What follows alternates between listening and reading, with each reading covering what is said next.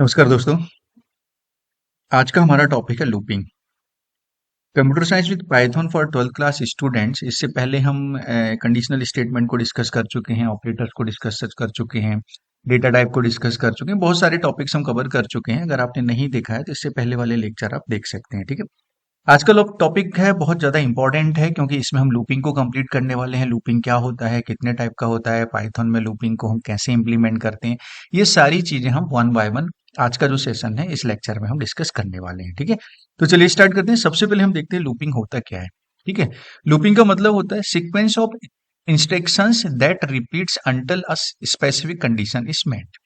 किसी कंडीशन के according statements को रिपीट करना। लूपिंग का सिंपल सा मतलब होता है किसी स्टेटमेंट को रिपीट करना। अब वो स्टेटमेंट कब तक रिपीट होगा, उसकी स्टार्टिंग वैल्यू क्या होगी, एंड क्या वैल्यू क्या होगी, कहां से कहां तक हमको उस स्टेटमेंट को रिपीट करना है, वो कहलाती है आपकी कंडीशन। ठीक है। तो इसलिए मैंने यहाँ पे लिखा है sequence of instructions that repeats until a specific condition is met. जब तक एक कंडीशन हमारी फुलफिल होती है, कंडीशन ट्रू होती है, तब तक हम किसी स्टेटमेंट को रिपीट करना चाहते हैं। तो ये जो रिपीटेशन यहाँ पर क्रिएट हो रहा है वो रिपीटेशन आपका लूपिंग कहलाता है। ठीक है। इस तरह का जो रिपीटेशन उसको हम क्या बोलते हैं, लूपिंग बोलते हैं।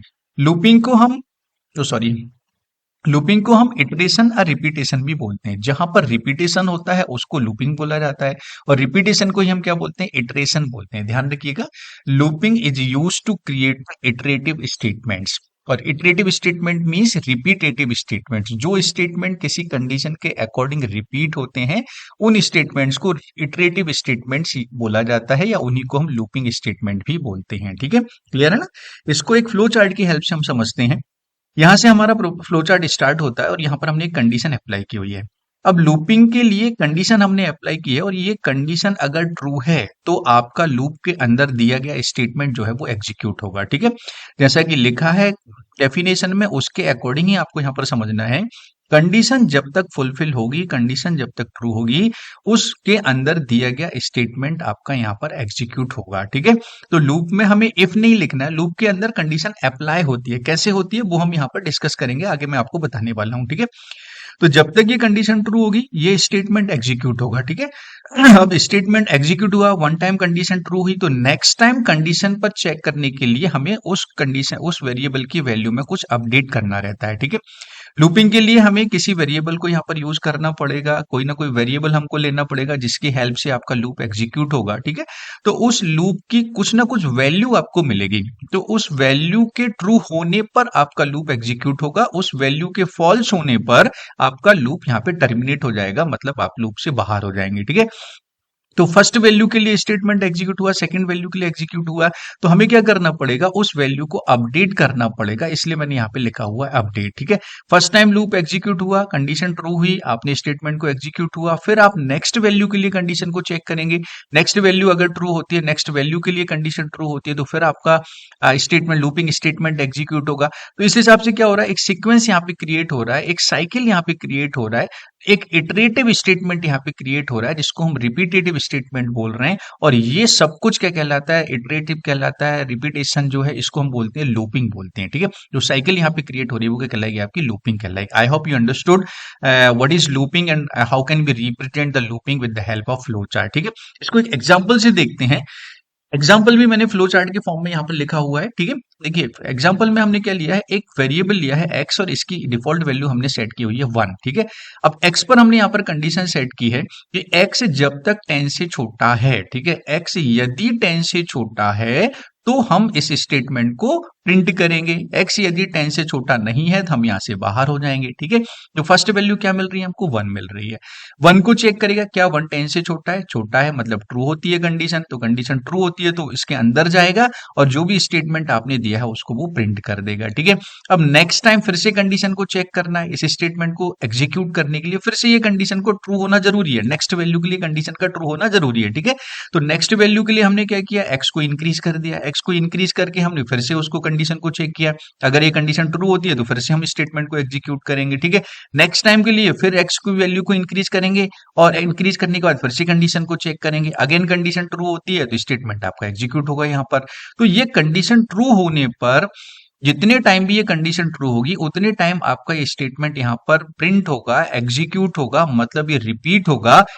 मतलब ये जो स्टेटमेंट होगा वो आपका इटरेटिव स्टेटमेंट होगा और ये जो साइकिल क्रिएट होगी उसको हम लूपिंग बोलेंगे। क्लियर?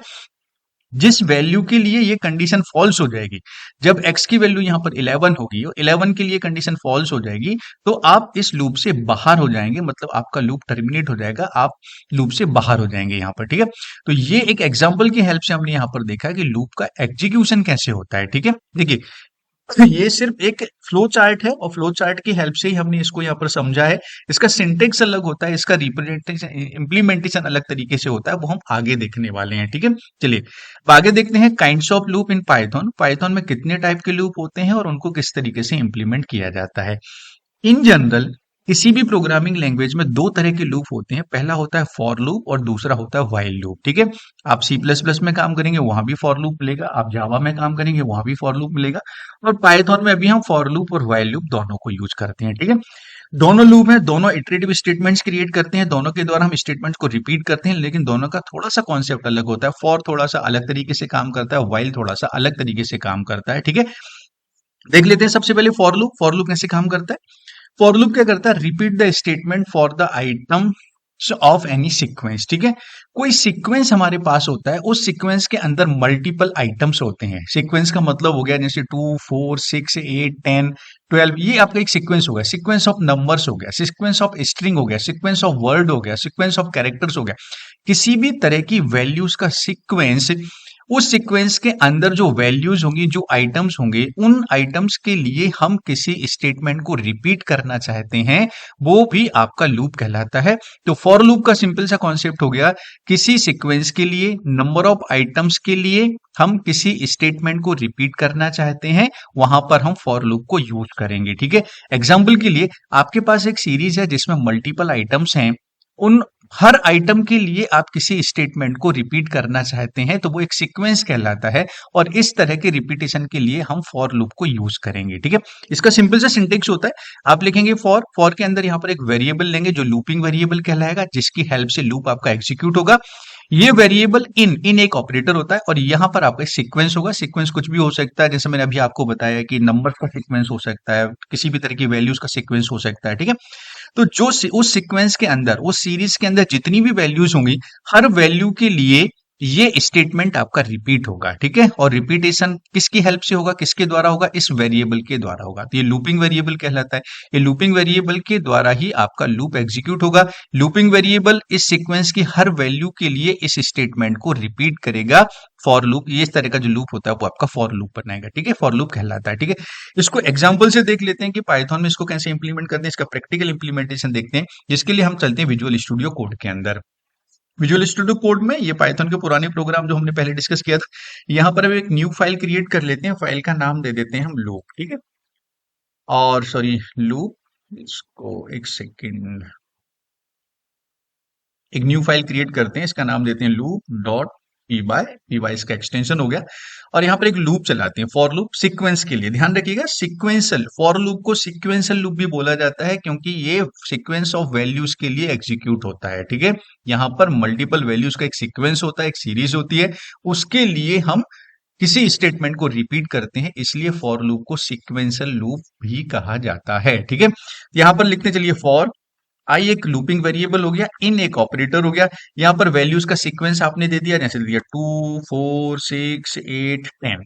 ठीक है, ये वैल्यूज का सीक्वेंस हो गया। कॉलन आपको लगाना है क्योंकि ये ब्लॉक क्रिएट करना है, लूप के अंदर आपको स्टेटमेंट देना है, तो लूप का आपको ब्लॉक क्रिएट करना पड़ेगा।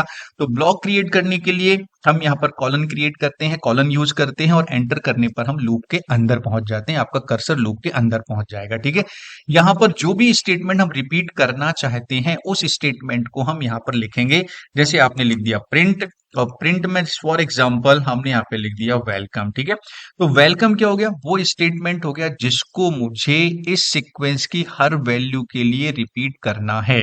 ठीक है, तो फॉर जब चलना चालू करेगा तो आई लूपिंग वेरिएबल है, इसकी फर्स्ट वैल्यू क्या होगी? 2 होगी, तो आई 2 के लिए एग्जीक्यूट होगा, मतलब इस स्टेटमेंट को रिपीट करेगा। फिर नेक्स्ट टाइम आई की वैल्यू क्या होगी, 4 होगी, 4 के लिए एग्जीक्यूट होगा। फिर नेक्स्ट टाइम आई की वैल्यू 6 होगी तो 6 के लिए रिपीट होगा, इसको एग्जीक्यूट करेगा। तो इस तरीके से क्या हो रहा है, ये सीक्वेंस ऑफ आइटम्स और सीक्वेंस ऑफ वैल्यूज के लिए हम इस स्टेटमेंट को रिपीट कर रहे हैं। तो ये जो लूप हो गया ये आपका फॉर लूप हो गया। इसको एक बार हम सेव करते हैं, सेव करने के बाद इसको रन करते हैं। तो आप यहाँ पर इसका आउटपुट देखेंगे, सॉरी इसको रन करते हैं जरा यहाँ पर। तो रन करेंगे तो आप यहाँ पर देखेंगे कि 2 के लिए उसने वन टाइम वेलकम प्रिंट किया, फिर 4 के लिए वेलकम प्रिंट किया, फिर 6 के लिए वेलकम प्रिंट किया, फिर 8 के लिए वेलकम प्रिंट किया, फिर 10 के लिए वेलकम प्रिंट किया। मतलब ये जो स्टेटमेंट है इस सीक्वेंस के अंदर दी गई हर वैल्यू के लिए रिपीट हो रहा है। ठीक है, यहाँ पर आप चाहें तो आई की वैल्यू को भी प्रिंट कर देते हैं। मैंने यहाँ पे आई की वैल्यू को प्रिंट किया।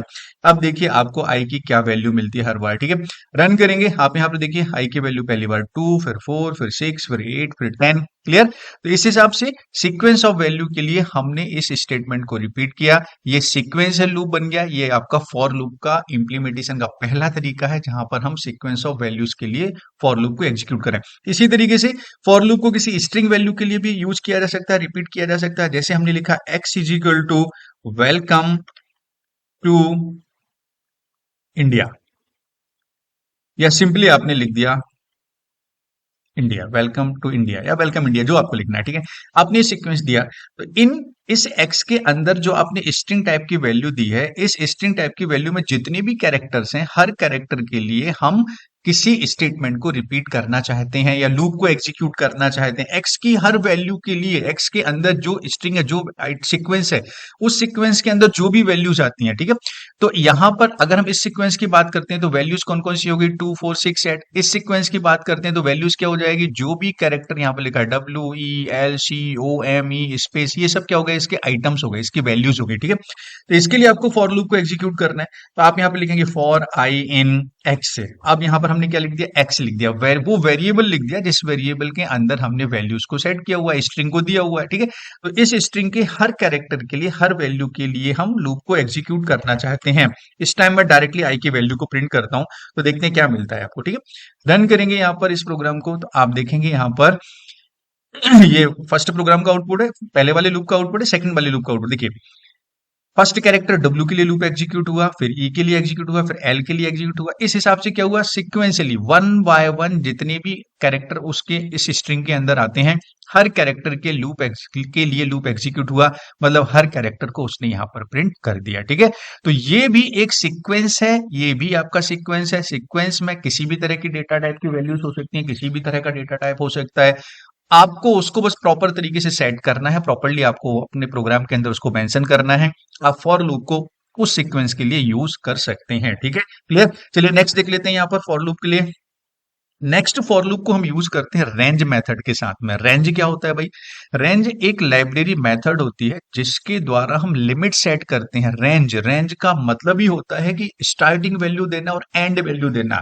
मतलब 1 से लेके 10 तक की रेंज है, 100 से लेकर 500 तक की रेंज है, 200 से लेकर 300 तक की रेंज है। तो रेंज ऑफ वैल्यूज हम यहाँ पर सेट करते हैं। ध्यान रखिएगा, रेंज जो होता है वो इंटीजर नंबर सीक्वेंस के लिए एग्जीक्यूट होता है। ठीक है, produce an integer number sequence, integer number का सीक्वेंस क्रिएट कर देता है ये स्टार्टिंग वैल्यू और एंड वैल्यू के साथ में, और उस सीक्वेंस के लिए आप फॉर लूप को यहां पर एग्जीक्यूट करते हैं। ठीक है, क्लियर। इसका सिंटेक्स होता है, आप लिखेंगे फॉर, लूपिंग वेरिएबल आएगा इन, और यहां पर हम क्या दे रहे हैं, रेंज दे रहे हैं। ठीक है, और रेंज के अंदर आपको क्या देना है, 2 पैरामीटर पास करना है। पहले आपको स्टार्टिंग वैल्यू देना है और एक आपको एंड वैल्यू, जिसको स्टॉप वैल्यू भी बोला जाता है। ठीक है, स्टार्टिंग वैल्यू लूप कहां से स्टार्ट होगा, क्लियर, और एंड वैल्यू मतलब लूप की लिमिट क्या होगी, कहां तक आपको लूप को लेके जाना, वो आपकी स्टॉप वैल्यू कहलाएगी। तो ये आपकी रेंज क्रिएट कर देगा, एक सीक्वेंस क्रिएट कर देगा यहाँ पर कि इस स्टार्टिंग वैल्यू से लेकर इस वाली वैल्यू तक आपको जाना है। ठीक है, ये आपकी रेंज कहलाती है, उसको हम रेंज मेथड के अंदर सेट करते हैं। ठीक है, तो इस पर्टिकुलर रेंज के लिए स्टार्टिंग वैल्यू और एंड वैल्यू के सीक्वेंस के लिए आपका ये वाला स्टेटमेंट यहाँ पर रिपीट होगा। ठीक है, अब पहले देख लेते हैं कि रेंज मेथड को कितने तरीके से यूज करते हैं, फिर इसको हम प्रैक्टिकली इंप्लीमेंट करके देखेंगे। देखिए रेंज को हम डिफरेंट तरीके से यूज कर सकते हैं।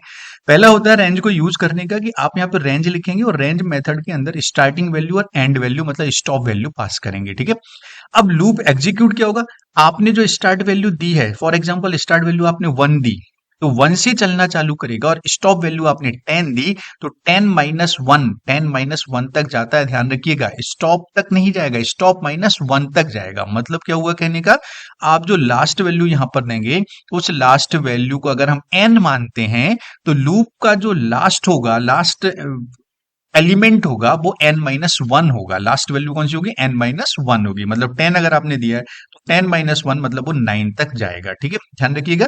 और इसमें जो इंक्रीमेंट होता है, एक्चुअली स्टार्ट वैल्यू से एंड वैल्यू तक जाने के लिए आपको उसको इंक्रीज करना पड़ेगा। जैसे 1 से 2 तक जाना है, 2 से 3 पर जाना है, 3 से 4 तक जाना है, 4 से 5 पर जाना है। तो ये क्या होगा, इंक्रीमेंट होगा। जब तक इंक्रीमेंट नहीं होगा वैल्यूज में, तब तक आप नेक्स्ट वैल्यू पर मूव नहीं करेंगे। ठीक है, तो बाय डिफॉल्ट रेंज के अंदर जो वैल्यूज में स्टार्ट वैल्यू से लेकर नेक्स्ट वैल्यू पर जाने के लिए जो इंक्रीमेंट होगा वो 1 से होता है। ठीक है, क्लियर है ना। तो रेंज में हम बाय डिफॉल्ट दो पैरामीटर पास करेंगे, स्टार्ट एंड स्टॉप। स्टार्ट मतलब कहां से लूप स्टार्ट होगा, स्टॉप मतलब लास्ट वैल्यू जहां से -1 करने पर, जिसकी -1 पर लूप आपका टर्मिनेट हो जाएगा। और यहां पर बाय डिफॉल्ट जो वैल्यूज में इंक्रीमेंट होगा वो 1 से होगा। मतलब लूप जो एग्जीक्यूट होगा वो 1 बाय 1 के इंक्रीमेंट से एग्जीक्यूट होगा। ठीक है, पहले इसको रन करके दिखाता हूं मैं, उसके बाद में रेंज का सेकंड टाइप यूज करेंगे। ठीक, चलिए देखते हैं। यहां पर हमने जो लूप लिखा हुआ है, एग्जांपल दिए हैं, इनको हम यहाँ पे कमेंट्स कर देते हैं। और उसके बाद में एक नया लूप हम यहाँ पे लिखते हैं, फॉर आई इन। और इनके अंदर आपने लिख दिया रेंज, और रेंज आपने सेट कर दिया 1 to 10। क्लियर, ध्यान रखिएगा 1 to 10, 1 से लेके 10 तक आपको जाना है। तो 1 से लेके 10 तक आपको जाना है, 1 to 10। तो यहाँ पर इंक्रीमेंट कितने से होगा, 1 से होगा। 1 के बाद 2, 2 के बाद 3, 3 के बाद 4, 4 के बाद 5। ठीक है, सिक्वेंशियली चल रहा है। ठीक, ब्लॉक लिखा और यहाँ पर आपने प्रिंट कर दिया, किसको, आई को ही मैं प्रिंट कर देता हूँ यहाँ पर। ठीक है, आई की वैल्यू यहाँ पर प्रिंट होगी। एक बार हम इस टर्मिनल को क्लियर कर देते हैं यहाँ पर, सॉरी सॉरी। चलिए अब इस प्रोग्राम को हम सेव करके रन करते हैं। रन करने पर देखते हैं आउटपुट क्या आता है।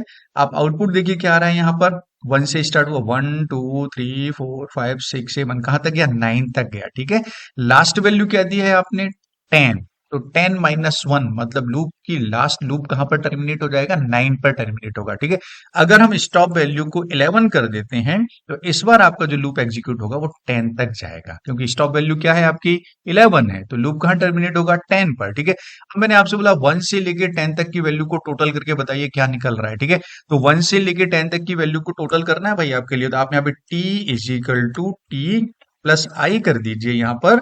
और t की डिफॉल्ट वैल्यू आप यहाँ पे सेट कर सकते हैं 0। ठीक है, टोटल करने का ये तरीका हमको मालूम है। टोटल वेरिएबल लिया, इसकी डिफॉल्ट वैल्यू हमारे पास 0 हो गई। आई की फर्स्ट वैल्यू 1 आएगी तो 0 + 1, आई की वैल्यू 2 आएगी तो 1 + 2 3 हो जाएगा। नेक्स्ट टाइम आएगी 3 तो 3 + 3 6 हो जाएगा। इस हिसाब से क्या होगा, वैल्यूज यहाँ पर प्लस होती चली जाएंगी। और लूप के बाहर मतलब आप क्या कर सकते हैं, यहाँ पे टी को प्रिंट करेंगे तो टी को प्रिंट करने पर 1 से लेके 10 तक की सारी वैल्यूज का आपको टोटल मिल जाएगा। सिंपल सा लॉजिक है, लूप के द्वारा हमने यहाँ पर इसको इंप्लीमेंट किया है। 1 to 10 तक की वैल्यूज का टोटल निकाला तो कितना आ गया, 55 आ गया। Clear, I hope understood how can B use for loop with the range, means how can we implement the range method with the for loop, कैसे हम यूज कर सकते हैं with the start value and the stop value. Now the second type of range value, जहां पर हम सिर्फ एक ही पैरामीटर पास करना है, जिसको स्टॉप बोला जाता है। ठीक है, सेकेंड टाइप में हमने रेंज के अंदर स्टार्ट पैरामीटर नहीं दिया, हमने सिर्फ स्टॉप पैरामीटर दिया है। तो जब हमने स्टार्ट पैरामीटर यहां पर नहीं दिया तो बाय डिफॉल्ट जो लूप होगा वो स्टार्ट कहां से होगा, 0 से होगा। ध्यान रखिएगा, जब हम रेंज के अंदर स्टार्ट नहीं देंगे तो डिफॉल्ट जो लूप स्टार्ट होगा वो कहां से होगा, 0 से होगा। और स्टॉप -1 तक जाएगा और उसमें जो इंक्रीमेंट होगा वो आपका 1 से होगा। क्लियर है ना, बहुत आसान है इसमें। अगर मैं यहाँ पे 1 नहीं देता हूं तो लूप की स्टार्टिंग कहां से होगी, 0 से होगी। ध्यान रखिएगा, लूप की स्टार्टिंग कहां से होगी, 0 से होगी। मैं क्या करता हूं यहाँ पर भाई, टी को भी प्लस करते हैं और इसको प्रिंट भी कर देते हैं ताकि आपको समझ में आ जाए कि आई की वैल्यू आ क्या रही है। ठीक है, तो आई की वैल्यू हम प्रिंट भी करते चले जाते हैं और उसको टोटल भी करते चले जाते हैं। टोटल का लॉजिक आपको समझ में आ गया है, आप चाहे तो कर सकते हैं, चाहे तो इसको हटा सकते हैं। ठीक है, क्लियर है ना। ओके, अब हम इसको रन करते हैं। सेव करने के बाद आप देखिए यहाँ पर लूप की स्टार्टिंग हो रही है 0 से। हमने यहां पर रेंज के अंदर सिर्फ स्टॉप वैल्यू को दिया हुआ है, 11 को दिया हुआ है। तो डिफॉल्ट स्टार्ट वैल्यू क्या लेगा, वो जीरो देगा, ठीक है। तो जीरो से स्टार्ट करेगा और स्टॉप -1 मतलब 10 तक जाएगा, और 0 to 10 तक के जितने भी नंबर है उनको हमने यहाँ पर टोटल किया है, और टोटल करने के बाद हमने लूप के बाहर उसको इस तरीके से प्रिंट कर दिया, ठीक है। तो इस तरीके से रेंज के अंदर हम स्टॉप्स के द्वारा भी लूप को एग्जीक्यूट कर सकते हैं। अब लास्ट हम देख लेते हैं जहां पर रेंज के अंदर हम तीन पैरामीटर पास करते हैं। पहला है स्टार्ट, सेकंड है स्टॉप, और तीसरा है आपका स्टेप। स्टार्ट एंड स्टॉप क्या होता है आपको क्लियर है? स्टेप को मैं समझा देता हूँ, स्टेप का मतलब क्या होता है। अगर हम प्रीवियस दोनों को देखते हैं, पहले रेंज को देखते हैं जहां पर स्टार्ट और स्टॉप पास किया है, तो मैंने आपको क्या बताया कि यहाँ पर जो इंक्रीमेंट हो रहा है वो बाय डिफॉल्ट 1 से हो रहा है, ठीक है। पहली वैल्यू से दूसरी वैल्यू पर जाना है, दूसरे से तीसरी पर जाना है, तो वैल्यूज के बीच में जो इंक्रीमेंट हो रहा है वो कितने से हो रहा है, 1 से हो रहा है। सेकंड में जहां पर हमने सिर्फ स्टॉप को पास किया, वहां भी इंक्रीमेंट कितने से हो रहा है, 1 से हो रहा है, ठीक है। अब हम ये इंक्रीमेंट अपने अकॉर्डिंग करना चाहते हैं। हम चाहते हैं 2 से इंक्रीमेंट होना चाहिए, हम चाहते हैं 3 से इंक्रीमेंट होना चाहिए, या जो भी वैल्यू हम सेट करना चाहें उस हिसाब से इंक्रीमेंट होना चाहिए। तो इंक्रीमेंट के लिए हम जो वैल्यू सेट करते हैं वो आपकी स्टेप वैल्यू कहलाती है, ठीक है। लूप के अंदर क्या बोलते हैं, उसके लिए स्टेप वैल्यू बोला जाता है, ठीक। एग्जाम्पल के लिए अगर हमने यहां पर सेट कर दिया स्टार्ट वैल्यू 1 दे दिया, स्टॉप वैल्यू हमने 11 दे दिया, और स्टेप कर दिया यहाँ पर 2, स्टेप वैल्यू क्या दे दिया आपने 2। अब यहां पर इसको मैं कमेंट किए देता हूं दोनों को, ठीक है। हम सिर्फ वैल्यू को प्रिंट कर रहे हैं, तो यहां पर स्टेप 2 दे दिया, मतलब वैल्यूज का जो इंक्रीमेंट होगा वो कितने से होना चाहिए, 2 से होना चाहिए। 1 में 2 प्लस करेंगे तो 3, नेक्स्ट वैल्यू कौन सी आना चाहिए, 3, फिर 3 में 2 को प्लस करेंगे तो अगली वैल्यू क्या आना चाहिए, 5 आना चाहिए। इस हिसाब से लूप आपका एग्जीक्यूट होना चाहिए, ठीक है। रन करते हैं, क्या आता है देखिए यहाँ पर, देखिए स्टेप वैल्यू आपने 2 दी है, तो स्टार्टिंग वैल्यू से 2 के डिफरेंस इंक्रीमेंट कितने से हो रहा है, 2 से हो रहा है। पहले 1 के लिए एग्जीक्यूट हुआ, फिर 1 + 2 3 के लिए एग्जीक्यूट होगा, फिर 3 + 2 5 के लिए एग्जीक्यूट होगा, 5 + 2 7, 7 + 2 9। इस हिसाब से जो आपने स्टेप वैल्यू दी है, इसके हिसाब से आपका इंक्रीमेंट हो रहा है और लूप उसके अकॉर्डिंग यहाँ पर एग्जीक्यूट हो रहा है, ठीक है। आई होप यू अंडरस्टूड कि फॉर लूप में हम सीक्वेंस को कैसे एग्जीक्यूट कर सकते हैं, फॉर लूप में स्ट्रिंग को कैसे एग्जीक्यूट कर सकते हैं, फॉर लूप में रेंज को कैसे यूज कर सकते हैं, रेंज मेथड के द्वारा फॉर लूप को कैसे एग्जीक्यूट करते हैं, ईच एंड एवरीथिंग आपको क्लियर होना चाहिए। इससे रिलेटेड अगर कोई डाउट है, कोई क्वेश्चन है जिसको आप फॉर लूप में सॉल्व नहीं कर पा रहे हैं, तो प्लीज कमेंट्स बॉक्स में जरूर लिखिएगा, मैं डेफिनेटली आपको आंसर करूंगा, डेफिनेटली आपको रिप्लाई करूंगा, ठीक है। चलिए अब देख लेते हैं अगला लूप जिसको हम बोलते हैं व्हाइल लूप, ठीक है। फॉर लूप सीक्वेंशियल लूप कहलाता है और व्हाइल लूप आपका कंडीशनल लूप कहलाता है, ध्यान रखिएगा, ठीक है। कई बार एक्सटर्नल वाइवा में पूछ लेते हैं, या कई बार क्वेश्चन में ऑब्जेक्टिव में पूछ सकते हैं ये चीजें। व्हाइल लूप कंडीशनल लूप कहलाता है, फॉर लूप सीक्वेंशियल लूप कहलाता है, ठीक है। कंडीशनल लूप क्यों कहलाता है, क्योंकि व्हाइल का जो एग्जीक्यूशन होता है वो उसमें हमें कंडीशन लगानी पड़ती है, ठीक है। तो जो कंडीशन देगी, कंडीशन ट्रू होगी तब तक लूप एग्जीक्यूट होगा, जैसे ही कंडीशन फॉल्स होगी आपका लूप टर्मिनेट हो जाएगा, आप लूप से बाहर हो जाएंगे, ठीक है। इसके लिए हम क्या करते हैं, व्हाइल के अंदर कंडीशन सेट करते हैं, ठीक है। ये जो कंडीशन होगी किसी पर्टिकुलर वेरिएबल के लिए होगी, उस वेरिएबल की इनिशियल वैल्यू आपको सेट करना पड़ेगा, उस वेरिएबल के लिए इंक्रीमेंट डिक्रीमेंट देना पड़ेगा, ठीक है। जो भी कंडीशन हम यहाँ पर सेट करेंगे, जब तक ये कंडीशन ट्रू है तब तक आपका स्टेटमेंट एग्जीक्यूट होगा, क्लियर। इसको एक बार प्रोग्राम में देख लेते हैं कैसे करते हैं, इसको मैं कमेंट्स कर रहा हूं यहाँ पर। व्हाइल लूप के लिए हम क्या कर रहे हैं, यहाँ पर टर्मिनल को क्लियर करते हैं। व्हाइल लूप में हमने एक वेरिएबल लिया आई, और आई की वैल्यू क्या दे दी हमने, 1। अब हमने लिखा व्हाइल जब तक कि आई छोटा है क्या से, 11 से, जब तक कि i 11 से छोटा है। अब i की डिफॉल्ट वैल्यू क्या दी है भाई, आपने 1 दिया, ठीक है। देखिए कंडीशन सेट करेंगे किसी वेरिएबल पर, तो उस वेरिएबल की लास्ट वैल्यू हमने सेट कर दी कि लास्ट वैल्यू क्या आना चाहिए, 11 आना चाहिए। फर्स्ट वैल्यू क्या है उसकी, 1 है, ठीक है। तो 1 से लेकर कहां तक जाना है, 11 तक जाना है। तो लूप टर्मिनेट कब होगा, टर्मिनेट कब होगा, जब तक कि i छोटा है 11 से, तब तक लूप एग्जीक्यूट होगा। जैसे ही i 11 के बराबर होता है या 11 से बड़ा होता है, लूप आपका टर्मिनेट हो जाएगा, ठीक है। तो यहां पर हमने लिखा, प्रिंट कर देते हैं, मैं डायरेक्टली यहां पर i को प्रिंट कर देता हूं। यहां पर देखिए अब आपको इंक्रीज करना है भाई, तो इंक्रीज करना है तो i = i + 1 आपको करना पड़ेगा, ठीक है। i की डिफॉल्ट वैल्यू क्या दी है, 1। 1 यहाँ पर आपको 1 को चेक करेगा, फिर नेक्स्ट वैल्यू 2 मिलना चाहिए, नेक्स्ट वैल्यू 3 मिलना चाहिए, फिर 4 आना चाहिए, फिर 5 आना चाहिए, फिर 6 आना चाहिए। जब तक आप इंक्रीमेंट या डिक्रीमेंट नहीं करेंगे, नेक्स्ट वैल्यू उसको मिलेगी नहीं, इसलिए हमने यहाँ पर इंक्रीमेंट किया है, ठीक है। आप इसको कंपेयर कर सकते हैं फॉर लूप में स्टेप वैल्यू के साथ में। स्टेप वैल्यू आप बाय डिफॉल्ट क्या हो रही है, यहाँ पर 1 हो रही है, ठीक है। आपने यहाँ पे स्टेप वैल्यू 2 दिया, जो 2 से इंक्रीमेंट हो रहा है। आपकी ये स्टेप वैल्यू क्या हो गई, +1, मतलब इंक्रीमेंट कितने से हो रहा है, वन से इंक्रीमेंट हो रहा है, 1 2 3 4 5 6 7 इस सीक्वेंस में वो चलेगा, ठीक है। तो ये आपका इंक्रीमेंट या डिक्रीमेंट होता है, जो कि वाइल लूप में नेक्स्ट वैल्यू को आपको देगा, नेक्स्ट वैल्यू आपको इंक्रीमेंट या डिक्रीमेंट के बाद में मिलेगी, ठीक, okay. I hope you understood. इसको सेव करते हैं और यहां से इसको रन करते हैं। आप यहाँ पे देखिए वाइल लूप में जब आप इसका आउटपुट देखेंगे तो आपको यहाँ पे मिल रहा है 1 2 3 4 5 6 7 अप टू 10, क्योंकि आपने कंडीशन में क्या लिखा है, लेस देन 11 लिखा है। तो स्टार्टिंग कहाँ से हो रही है, 1 से, तो 1 से उसने चलना चालू किया, 1 के लिए लूप एग्जीक्यूट हुआ, 2 के लिए, 3 के लिए, 4 के लिए, up to less than 11। Less than 11 मतलब लास्ट वैल्यू आपको क्या मिलेगी, 10 मिलेगी, क्लियर। इस हिसाब से हम यहाँ पर फॉर वाइल लूप को एग्जीक्यूट कर सकते हैं। आई होप आपको फॉर लूप और वाइल लूप बहुत प्रॉपर तरीके से क्लियर हो गए होंगे। अगर इसमें कोई डाउट होता है तो प्लीज प्लीज कमेंट्स बॉक्स में जरूर लिखिएगा। अगर आप इस चैनल पर नए हैं तो प्लीज चैनल को सब्सक्राइब कीजिए, वीडियो को लाइक कीजिए, कमेंट्स बॉक्स में लिखिए आपकी क्या क्वेरीज हैं। चलिए नेक्स्ट वीडियो में मिलूंगा नए टॉपिक के साथ, but take care, bye bye.